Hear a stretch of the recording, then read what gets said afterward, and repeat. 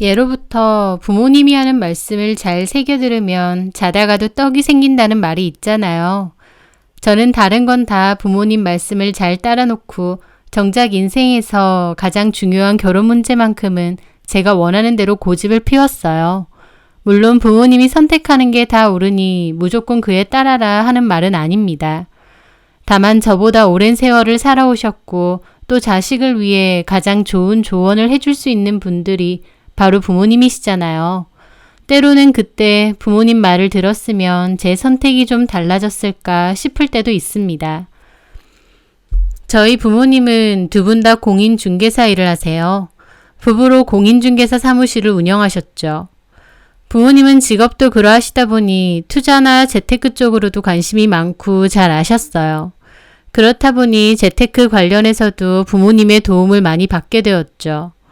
그러다 4년 전쯤 부모님의 권유로 주택 청약을 넣게 되었는데 그게 당첨이 되었어요.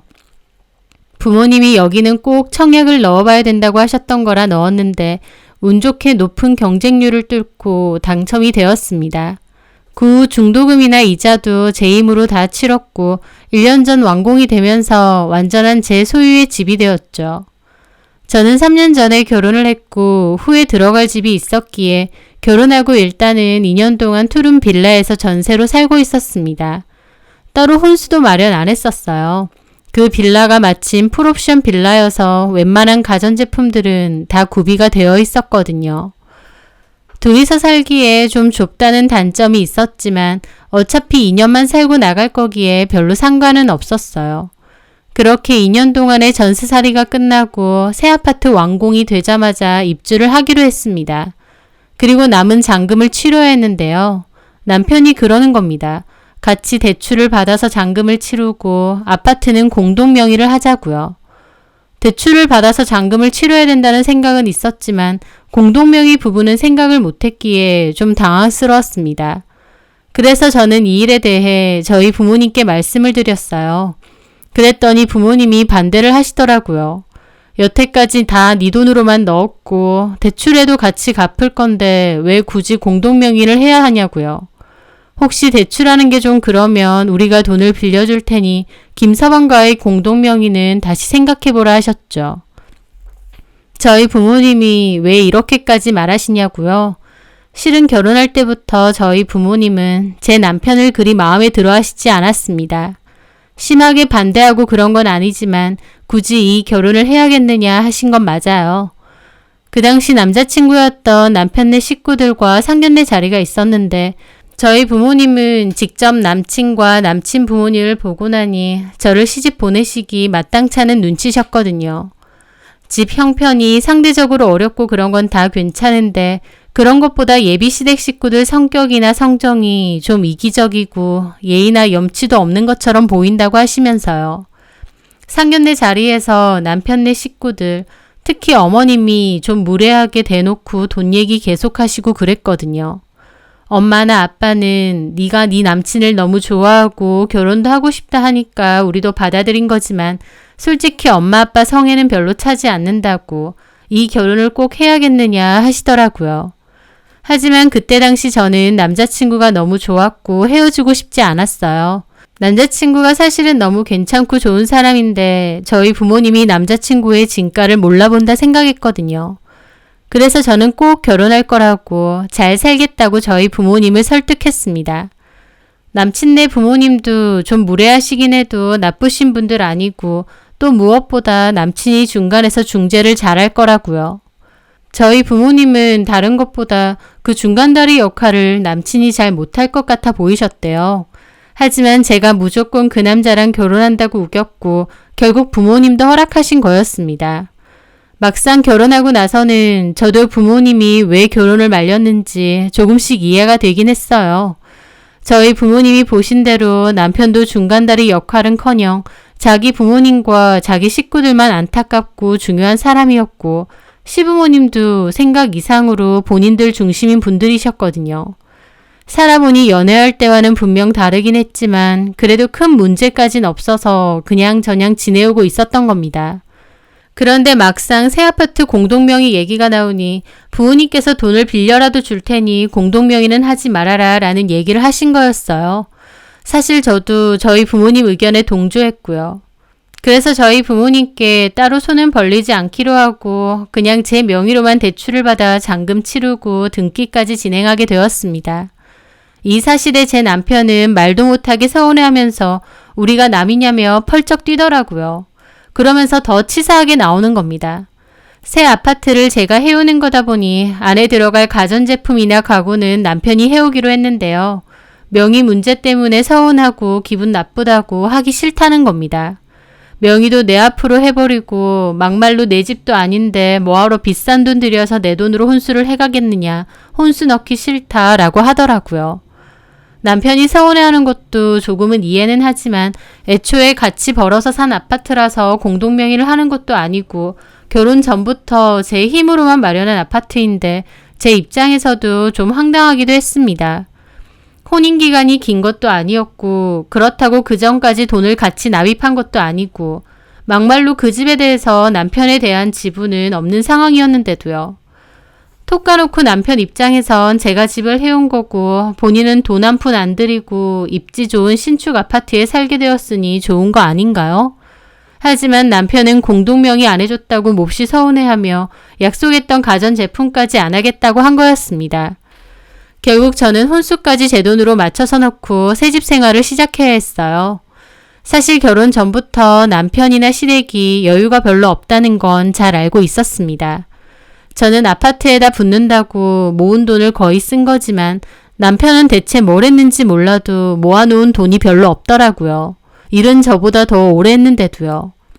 그나마 제가 집이라도 있으니 다행이라고 생각하고 남편한테 있는 돈으로 가재도구를 하라고 한 건데 그마저도 서운해서 싫다고 거절을 하는 상황이었죠.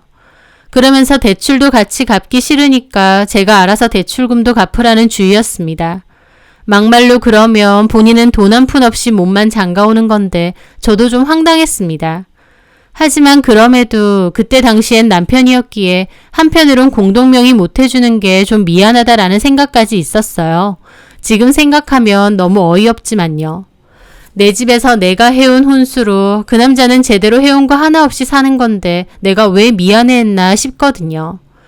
하여튼 그렇게 새 집으로 이사를 가게 되었고 오랜 투룸 생활을 끝내고 내 소유의 집으로 오게 되니 참 감개무량하더라고요. 그러면서 집들이도 하게 되었습니다. 시부모님과 신우네 식구들도 저희 집으로 초대해서 오게 되었죠. 신우는 유치원에 다니는 5살 남자아이와 어린이집에 다니는 4살 연년생 남매를 키우고 있어요. 결혼하면서부터는 전업주부로 있고요. 시부모님과 신우네 가족들도 저희 집에 오게 되었는데 신축 아파트다 보니 구조도 좋고 또 특히나 저희 아파트가 아파트 안 조경이 엄청 좋거든요. 저도 산책할 때마다 참 좋다 느낄 정도로요. 시부모님과 신우도 집에 오면서 아파트 산책로도 다 구경하셨다는데 요즘 아파트들은 이렇게 잘 됐느냐며 칭찬 일색이었습니다. 저야 저희 집 좋다고 하시니까 기분 좋았죠. 그런데 집들이를 하고 일주일 정도 지났을 때였습니다. 저는 회사에서 한창 일을 하고 있었는데 어머님으로부터 전화가 왔더라고요. 그리고 대뜸 저한테 너네 대출이 얼마나 남았느냐 그러시는 겁니다. 그 아파트 들어갈 때 모자란 돈은 대출 받았다며 그거 얼마나 받았니? 라고 하시더라고요. 저는 여지껏 모아둔 돈 다 집어넣었고 1억 정도 대출을 받았었습니다. 그 돈은 남편과 맞벌이하면서 같이 갚고 다 갚으면 공동명의를 한 생각도 있었는데 남편이 자기는 기분 나빠서 갚기 싫다고 해서 저 혼자서 이자를 내고 있었던 중이었고요. 어쨌든 어머님께는 1억 정도를 받았다고 말씀을 드렸죠. 그랬더니 그래? 그러면 우리가 5천만 원 보태줄 테니까 너 영석이랑 공동명의로 해라. 그러시는 겁니다. 대출금 중 반인 5천만 원을 해줄 테니 남편과 공동명의를 하라시는 거였죠.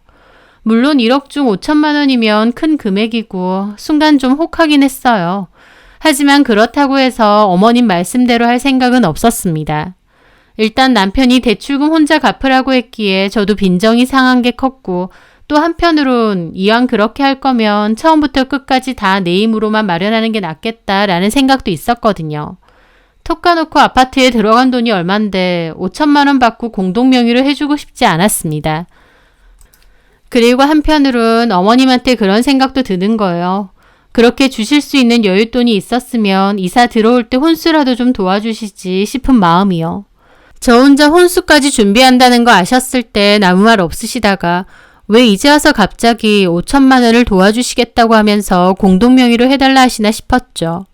제가 적은 나이도 아니고 세상 물정 돌아가는 거 모르는 것도 아닌데 톡 까놓고 어머님이 5천만 원 줄 테니 공동명의 하자는 속뜻을 모를 리 없겠죠. 저희 부모님도 그런 게 걸리니까 저보고 공동명의 하지 말라고 하신 거고요. 그래서 제가 어머니께 그랬죠. 어머님, 말씀은 너무 감사해요. 하지만 남은 대출은 얼마든지 저희가 갚을 수 있어요. 도움은 안 주셔도 될 것 같아요. 라고요. 제가 거절을 하니 어머님도 엄청 섭섭해 하시더라고요. 그리고는 남편까지 어머님과 얘기를 한 건지 저한테 다시 따지는 겁니다. 너 진짜 계산적으로 이렇게 나올 거야? 결혼한 지 벌써 3년 차인데 네 거 내 거 따지고 들 거냐고. 대출도 같이 갚겠다고 했는데. 기어코 공동명의 해주기 싫어서 네 앞으로만 대출하고. 너 무슨 땅 꿍꿍이 있냐? 라면서 펄쩍 뛰고 화를 내는 겁니다. 저야말로 어이가 없었죠. 본인이야말로 네 거 내 거 따지고 들면서 기분 나빠서 혼수도 못 해오겠다, 대출도 못 갚겠다 했으면서 이제 와서 저만 몰아붙이는 겁니다. 사실 결혼 생활 도중에도 이런저런 일은 많았어요. 일일이 다 말할 순 없지만 남편과 시댁의 이기적이고 속물적인 근성을 몸소 많이 느꼈었습니다. 결혼 생활을 하면서 이래서 엄마 아빠가 결혼하지 말라고 반대한 건가? 라는 생각을 한 번씩 할 정도로요. 오히려 손에 하나도 안 보고 거저 먹으려고 하는 건 남편이고 시부모님 같은데 도리어 저를 그런 사람으로 취급하고 몰고 가더라고요. 그 뒤로도 시어머니는 몇 번 더 전화해서 공동명의 하라고 하셨습니다. 저는 거절했고요. 거절하는 것도 너무 스트레스더라고요. 결국 저는 친정 부모님께 이 일을 말씀드렸더니 친정아빠가 은행 가자고 해서 남은 대출금을 다 정리해 주셨습니다. 앞으로 또 시댁에서 대출금 갚아줄 테니 공동명의를 하자 어쩐다 하면 싹 다 갚았다고 하라면서요. 애초에 처음 공동명의 얘기가 나왔을 때 아버지가 빌려주신다고 했는데 제가 거절하고 은행 대출 받았던 거였거든요. 그렇게 친정에서 남은 대출금을 다 갚아주고 나서 더 이상 시댁에서 공동명의 얘기가 나오지 않더라고요. 그런데 이번엔 레퍼토리를 바꿔서 왜 아이를 안 가지냐고 닥달을 하시는 겁니다. 사실 결혼 전에도 꼭 아이를 가져야겠다라는 결심이 있었던 건 아니에요. 그건 남편도 마찬가지였습니다. 둘 다 꼭 아이가 있어야 될까라는 생각이었거든요. 남편이 먼저 저한테 애 있으면 돈도 많이 드는데 그냥 우리끼리 즐기고 살면 되지 않느냐라고 했고 저도 비슷한 생각이었기에 가치관이 잘 맞는다고 생각했어요. 그래서 시부모님이 아이를 원하셔도 남편이 적당히 잘 막아줄 거라 생각도 했습니다. 그리고 막상 결혼을 하고 보니 남편은 제가 생각했던 것 이상으로 좀 게으른 사람이더라고요. 집에 와서는 손 하나 까딱 않고 집안일도 입으로만 한다고 하고 뭐 하나 하는 게 없었습니다. 덕분에 저는 회사 일에 집안일까지 전부 도맡아서 해야 했죠. 그걸 겪어오면서 더더욱 아이를 갖고 싶은 생각은 사라졌습니다. 아이가 만약 있다면 육아도 집안일도 전부 제 차지가 될 것 같은데 그럼 너무 힘들어질 것 같았거든요. 결혼 3년이 다 된 그때까지 딱히 시부모님은 저희에게 애 안 가질 거냐 하신 적 없고 남편과 저도 자녀 계획은 없었어요. 그런데 그맘때쯤 갑자기 언제 애 가질 거냐, 결혼한 지 3년이 다 됐는데 왜 소식이 없느냐, 무슨 문제 있는 거 아니냐 등등 얘기를 하며 엄청 닥달하기 시작하시더라고요. 저한테 자주 하시는 소리가 너네 신우를 보라면서 애둘 낳고 저렇게 사니까 얼마나 보기 좋고 부럽느냐. 저런 게 진정한 가정이고 결혼이다 라는 말씀을 하셨습니다. 시부모님 입장에선 시집가서 애 둘 낳고 사는 신우가 저보다 훨씬 잘났다고 생각하시는 것 같지만요. 솔직히 제 입장에선 신우가 전혀 부러울 게 없었습니다. 오히려 신우가 너무 힘들고 아등바등 사는 걸 지켜보다 보니 더 애는 안 낳아야겠다 결심한 것도 있을 정도로요. 신우는 결혼하면서 다니던 회사를 그만두고 전업으로 집에 있는데요. 신우 남편이 돈을 많이 벌고 신우는 집에서 아이들 케어하는 거면 괜찮죠. 하지만 신우 남편 직업도 몹시 불안정한 데다 월급도 들쑥날쑥하다고 알고 있습니다. 게다가 일하는 시간은 몹시 길고요.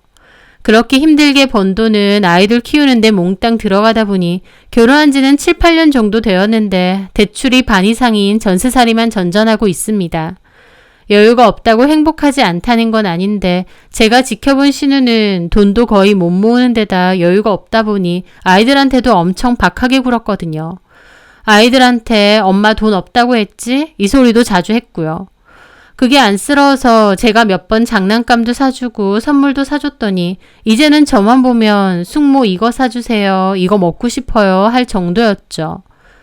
저는 그걸 보면서 만약 나도 아이를 낳게 된다면 회사 생활과 육아를 병행하는 것도 너무 힘들 것 같고 또 허리띠도 졸라매야겠구나 라는 현실을 느꼈습니다. 그러면서 동시에 그렇게 아등바등 살고 싶지는 않다는 생각이 들었고요. 하지만 어머님은 마냥 애 안 낳느냐, 애를 낳아야 진정한 행복을 안다는 소리만 계속 하셨고 듣는 저도 지쳐갔습니다. 스트레스도 많이 받았고요. 남편이요. 저희 부모님이 예상하신 대로 전혀 방패막이가 되어주지 못했고요. 도리어 이제 나서서 자기도 애 가지고 싶다고 애 가지자고 저를 설득하더라고요. 애를 별로 좋아하지도 않으면서 왜 갑자기 생각이 바뀌어서 애를 낳자고 하는 건지 저는 그 속에서 점차 지쳐가고 있었습니다. 그러던 와중 제 결혼 생활을 끝내는 데 있어서 꽤나 결정적인 일이 생겼죠. 하루는 어머님이 퇴근 후에 집으로 오라고 하시는 겁니다. 목소리가 완전 다른 사람처럼 달라져서 엄청 친근하고 다정하게 말하시면서요. 그냥 밥 먹으러 오라고 하시는 건 아닐 테고 뭔가 다른 이유가 있으실 것 같다는 생각이 들었죠. 또 애 언제 가질 거냐는 얘기를 하실 건가 싶기도 하고요. 그렇게 시댁에 가면서 남편에게 전화를 해서 지금 시댁에 간다고 했어요. 그랬더니 남편이 자기도 다 와간다는 거예요. 자기도 와? 자기한테 말했으면 나한테도 당연히 말하셨지. 무슨 일이시지? 일은 무슨 일이야. 그냥 와서 밥이나 먹고 가라고 하시는 거지 뭐. 어쨌든 조심히 와. 저는 도대체 뭘까 생각하며 일단 시댁으로 갔습니다. 갔더니 신우까지 와 있더라고요. 도대체 뭐 때문에 이렇게 다 불렀을까 생각했죠. 그렇게 도착하고 보니 어머님이 식사를 다 차려놓고 와서 먹으라고 하시는데 저는 속으로 도대체 뭐 때문에 이러시나 싶기만 하더라고요. 그렇게 일단 식사 후 밥상을 치우고 있는데 어머님이 거실로 나와보라고 하셨습니다. 그렇게 거실에 둘러앉아 있는데 어머님이 그러시더군요. 뭐 따로 애 소식은 없지? 저는 속으로 또 애 얘기하시는 건가 싶어서 지긋지긋하려던 참이었습니다. 애 생각 없고 저희 부부가 알아서 하겠다고 확실하게 말씀드려야겠다 생각했죠. 그렇게 단호하게 말하려는데 갑자기 어머님이 도리어 먼저 그래 생각 없으면 천천히 가져. 어쨌든 애 가지고 키우는 건 너네 부부 일인데 알아서들 하겠지. 라고 하셨습니다. 저는 왜 갑자기 말을 바꾸시나 의아했죠. 그런데 진짜 본론은 따로 있더라고요. 근데 내가 그때 너네 집 둘러보니까 말이다. 집이 정말 좋더라. 특히 아파트 안에 산책로도 너무 잘 돼 있고 단지 안으로 차도 못 들어오니까 애들 뛰어다니기에도 좋고. 네, 요즘 아파트들은 다 지상으론 차를 못 다니게 하더라고요. 그러니까 말이야. 애 키우기 얼마나 좋은 곳이야. 애들은 원래 한창 뛰어놀고 그래야 되는데 차 다니고 그러면 위험하잖아. 그러면서 어머님은 한숨을 푹 내쉬더라고요. 아휴, 근데 우리 경아가 사는 곳은 너무 외지고 바로 집 앞이 순술집하고 밥집 같은 거 있는 골목이다 보니 험해. 게다가 그 근방에 무슨 놀이터가 제대로 있기를 하나 애들이 어디 갈 데가 없어 불안하고. 그러시는 겁니다. 저는 그냥 고개만 끄덕였죠. 신우도 아무 말 안 하고 가만히 있고요. 네, 저기 그래서 말인데 너네는 당장 애 낳을 생각도 없잖아. 그러니까 그런 넓은 집이 지금 당장 필요한 건 아니지 않니? 라고 하시는 겁니다. 저는 이게 무슨 소린가 싶어서 어리둥절했죠. 네? 아니, 어차피 너네 둘 다 일한다고 낮에는 거의 집도 비워두고 있고 끼케야 저녁에 와서 잠만 자는 게 다잖아. 근데 내가 가만 보니까 너네 아파트가 애들 키우기에 참 좋은 것 같더라고. 단지 안에 국공립 어린이집도 잘 돼 있다 그러고. 그런 데서 내 맡기기에도 더 안심되잖아. 경아도 애 맡기고 마음 놓고 일도 다시 구할 수 있고. 그래서 말인데 경아네 애들 초등학생 되기 전까지만 집을 좀 빌려주면 안 될까? 라고 하시는 겁니다. 저 듣는데 기가 막혀서 이게 뭔 소린가 싶더라고요. 무슨 물건 하나 빌려주는 간단한 문제도 아니고 집을 빌려주라니요. 그것도 몇 년씩이나. 어머님 말인즉슨 신우가 지금 사는 곳은 환경이 별로라서 어린이집도 별로고 애들 맡기고 일 구하는 것도 힘들다는 겁니다. 근데 저희 아파트 같은 곳이면 안심하고 애 맡기고 다시 일해서 맞벌이를 할 수도 있겠다는 거예요. 말도 안 되는 소리죠. 톡 까놓고 신우가 진짜 일을 할 마음이 있으면 지금 어린이집에도 얼마든지 맡기고 일하면 됩니다. 꼭 시설 좋은 어린이집에 맡겨야 안심되는 것도 아니고요. 신우 본인이 일할 마음이 없는 게 문제인 것 같은데 집 핑계를 대면서 저보고 집을 빌려주라는 겁니다. 그 대가로 저희한테 신우네 집 전세 보증금 1억 2천에 시부모가 5천 지원해 줄 수 있다고 하시면서요. 그 돈 받고 저희는 멀쩡한 새 집 놔두고 나가서 전세살이로 살다가 신우 애들 초등학교 들어갈 때 다시 들어오라는 겁니다. 그때 1억 7천 그대로 신우한테 돌려주고요. 두말할 것도 없이 말도 안 되는 소리였어요. 이걸 제가 미쳤다고 그러자고 하겠나요? 제가 왜 멀쩡한 제 집 놔두고 2억도 안 되는 돈으로 전세를 찾아서 밖으로 돌며 살아야 되겠나요? 저는 너무 어이가 없어서 단칼에 거절했습니다. 그렇게 해야 될 이유도 없고 하고 싶지도 않다고요. 그랬더니 옆에서 가만히 있던 신우가 눈물이라도 터뜨릴 것처럼 울상이 되더라고요. 그리고 시모는 어떻게 조금의 고민도 없이 그렇게 거절을 하느냐며 너는 인정머리도 없느냐며 도리어 저를 몰아세우더라고요.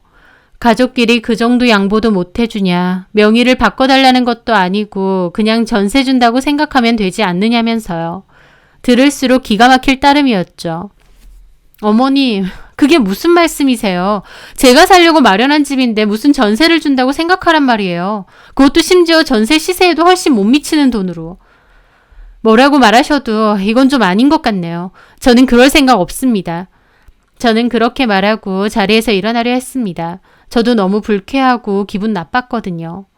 그런데 제가 자리에서 일어나려 하니 신우도 갑자기 펑펑 울고 옆에 있던 애들도 엄마 울지 말라고 그러는데 순식간에 저만 나쁜 년이 되어 있더라고요. 어머님은 그걸 보고 저보고 진짜 매정하다고 그렇게 계산적으로 살 거면 결혼은 뭐하러 했느냐 그러시더라고요.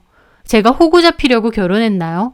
말씀 한마디 한마디가 다 어이가 없는데 남편은 옆에서 묵묵부답 혼자서 얼굴 벌개져서 가만히 앉아있더군요. 저는 뭐라고 말씀하셔도 안 되는 건 안 되는 거라 말씀드리면서 앞으로 또 이런 일 얘기하실 거면 부르지 마시라 말씀드리고 그대로 시댁 뛰쳐나왔습니다. 그런데 곧이어 남편이 뛰쳐나와서 저를 돌려세우더니 소리를 지르는 거예요. 야, 너 진짜 우리 엄마 말대로 이럴 거면 결혼은 뭐하라 했냐? 너 돈이면 다 되는 줄 알아? 우리 누나가 별로 환경도 좋지 않은 데서 애들 키우면서 얼마나 힘들어하는데 그 정도 양보도 못 해줘? 아파트 공동명의 해달라니까 친정이 말해서 대출금 싹 갚아버리질 않나? 엄마도 힘들게 말 꺼내신 건데 고민하는 척이라도 하던지. 사람 무시해도 정도가 있지. 너 우리 집 식구들이 다 만만하고 우스워 보여? 라고 따지더군요. 저야말로 어이가 없어서 따졌죠. 당신하고 당신 식구야말로 지금 뭐 하자는 거야. 다 떠나서 그래 전세라고 생각한다 쳐. 최소한 아파트 전세 시세는 맞춰주겠다라고 하셔야 되는 거 아니야?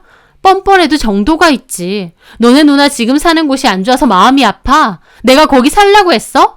당신하고 당신네 식구들 나한테 뭐 맡겨놨냐고. 라고요. 그랬더니 남편은 도리어 더 화를 내며 와, 말하는 것 봐. 돈 좀 있다고 눈에 뵈는 게 없냐? 그렇게 네 돈 내 돈 따질 거면 결혼은 뭐하러 했어? 나 네가 이렇게 돈만 따지고 네 돈 내 돈 거리는 인간인 줄 알았으면 너랑 결혼 안 했다고. 라는 겁니다. 그래서 저도 코웃음 치며 그랬죠. 아, 그래?